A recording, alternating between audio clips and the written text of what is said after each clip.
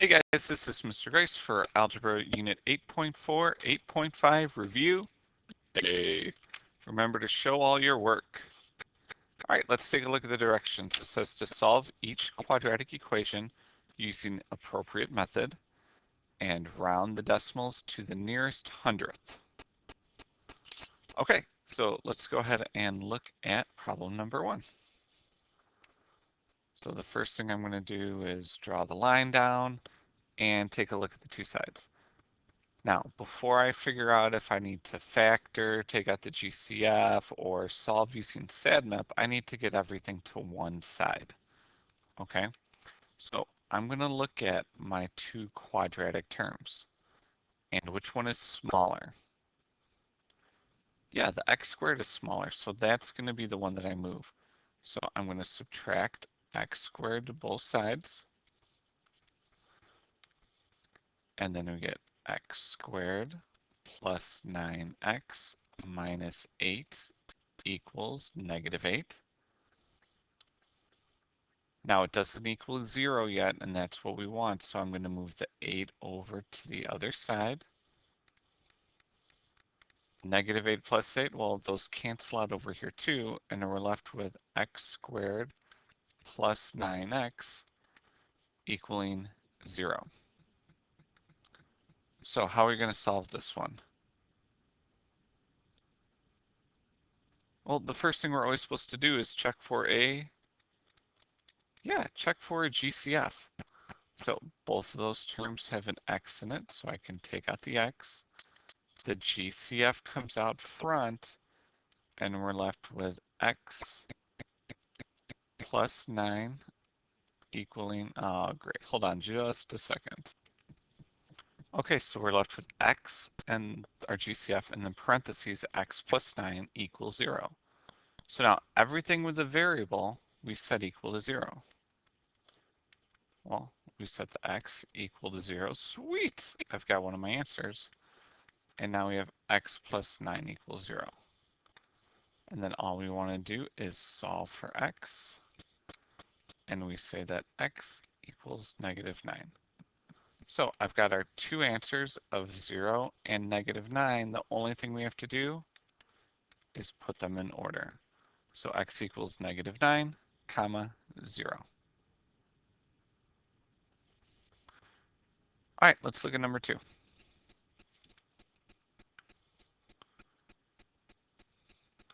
right, so once again, I'm going to look at my two quadratic terms, and I'm going to move the smaller one. Now, when I'm moving something, I know that I have to move the negative 9y squared over here, but I'm also going to move that 7y. And if you want to, you can do both of these at the same time. That's completely fine. On number 1, we did them one at a time. This time we're doing them both at the same time. Okay, so 11 minus 9 gives us 2y squared. Negative 10 plus 7 gives us negative 3y. And then we have negative 5. Okay, so there's no GCF. There's nothing I can take out of everything. So the next thing I need to look at is, can I factor this? So 2 times negative 5 is negative 10. And then I want to see if there's any numbers that add up to negative 3. So what we're doing right here is we are trying to factor. Well, yeah, there's numbers that multiply to negative 10 and add to negative 3. It's 2 and 5, but one of them has to be negative. Right, and it's the negative 5. Remember, it has to work for both situations. Okay, so we have 2y squared plus 2y minus 5y minus 5. And so we're going to split the middle term. Okay, so taking the GCF of the first group, I can take out a 2 and a y. So the 2y comes out front, and 2y squared divided by 2y is y. 2y divided by 2y is 1. Okay, now the back. My leading coefficient is negative, so it's going to be a negative 5. So the negative 5 comes out front.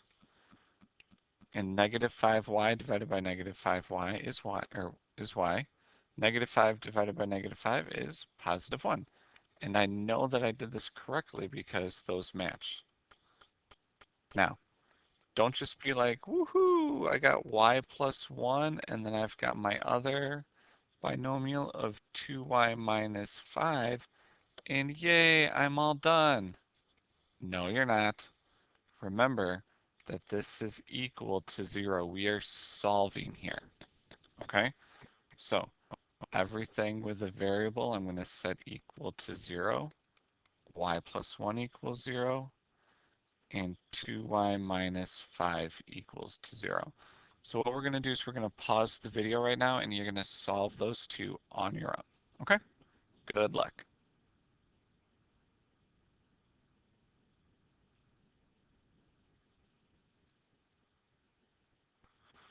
Okay, and then you should have gotten y equals negative 1 and 5 over 2.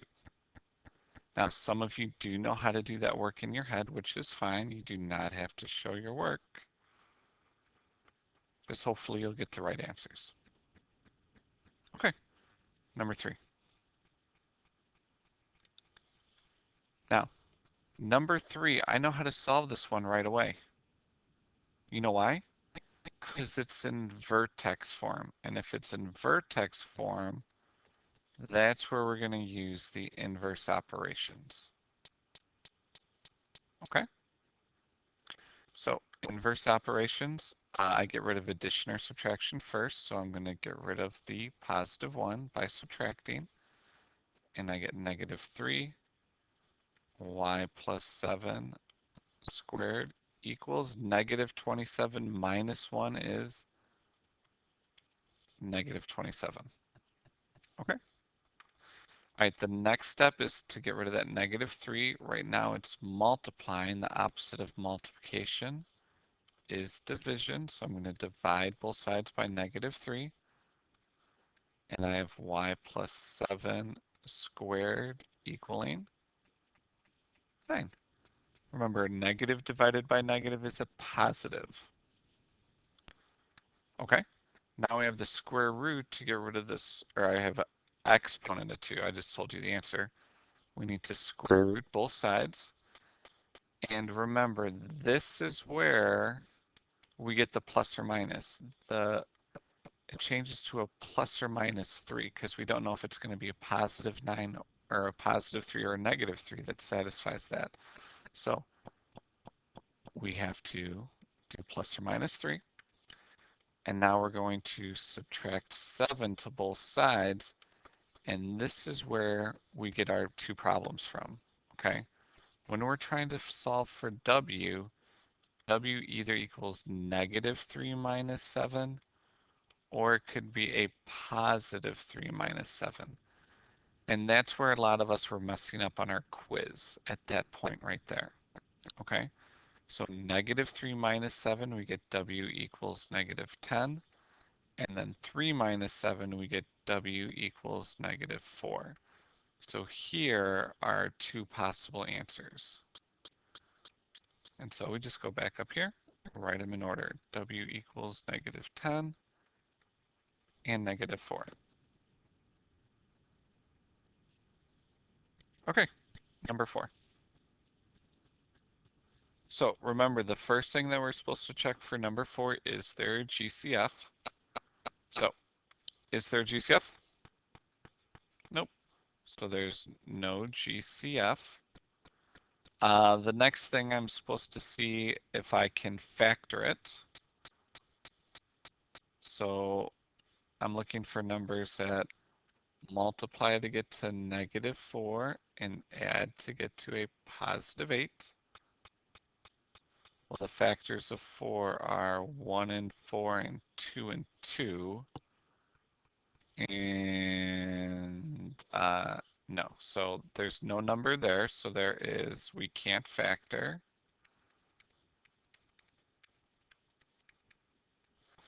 And the other way that we learned about this is using the inverse operations, but I can't do inverse operations because there's a linear term, okay? So I can't use inverses. So for this one can't be solved by, can't be solved by factoring or inverses.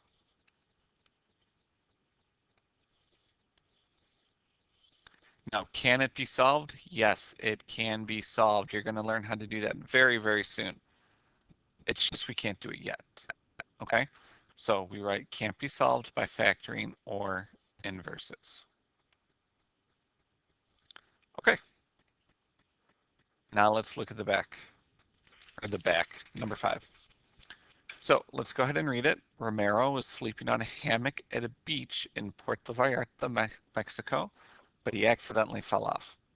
His vertical motion can be represented by the equation, ooh, this looks important, h equals negative 16t squared plus 5, where t, that's important, t represents the time in seconds, and h represents Romero's height in feet above the sand, okay? So what was Romero's initial height before he fell? So remember we talked about what does h equal and what does t equal. So they're asking what was his height. We don't know his height, which means we must know the time. So before he fell, there has been no time that passes. So that's where we have to plug in 0 for t. So we have h equals negative 16 t squared plus 5, and we're plugging in 0. Well, 0 squared is 0, and negative 16 times 0 is 0, so all we're left with is that h equals 5. And remember that we're talking about feet. So his hammock was 5 feet off of the ground.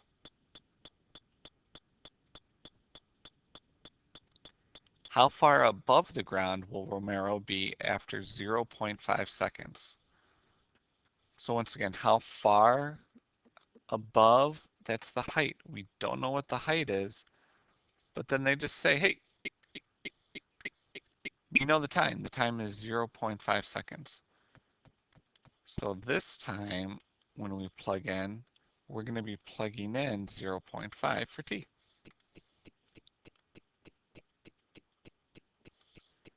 All right, let's go ahead and take out our calculators for this one.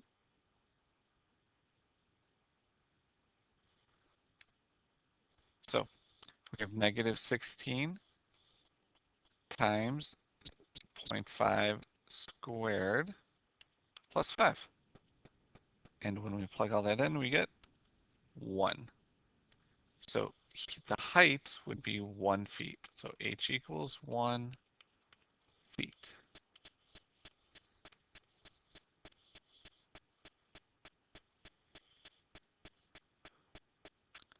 How long did it take for poor Romero to land on the sand?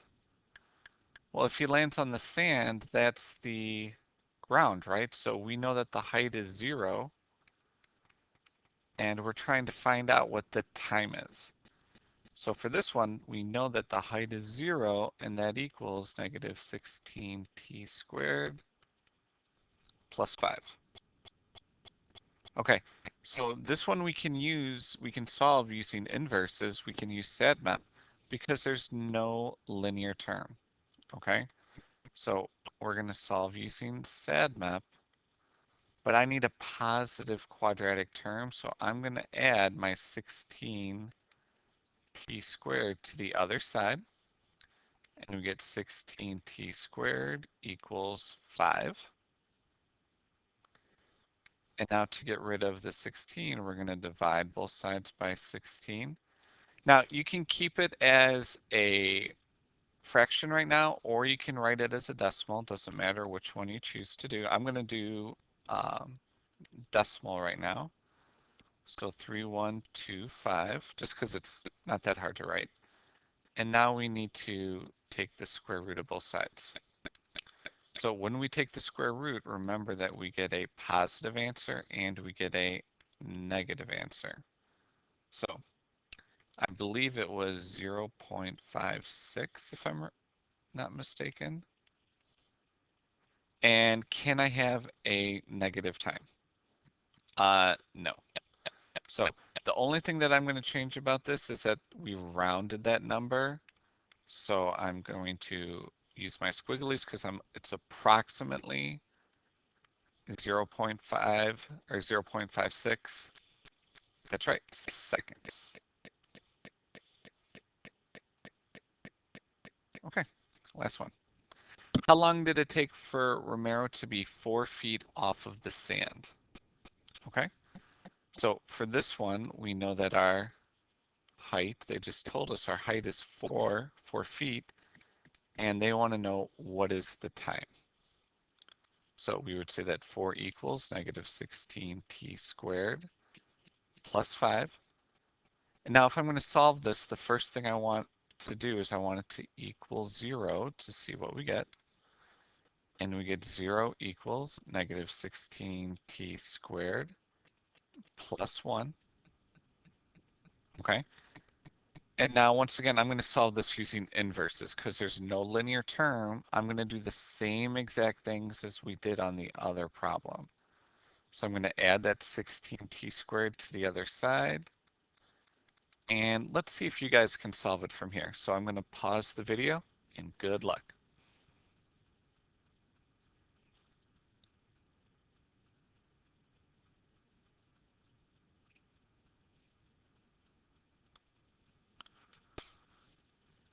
Okay, and then you should get that time equals 0.25 seconds is your final answer. Now I didn't write the negative one because I know that we can't have negative time, so I'm not even going to write that one down. Okay? Well, that's it for Algebra Unit 8.4, 8.5 Review A. Remember that Review B is your homework on the other side of this. And the nice thing about it, did you look at the bottom yet? Yeah, look at the bottom. There are mixed answers down there. Okay? So if you have any questions, come find us. Otherwise, this is Mr. Grice signing off. Thanks for watching.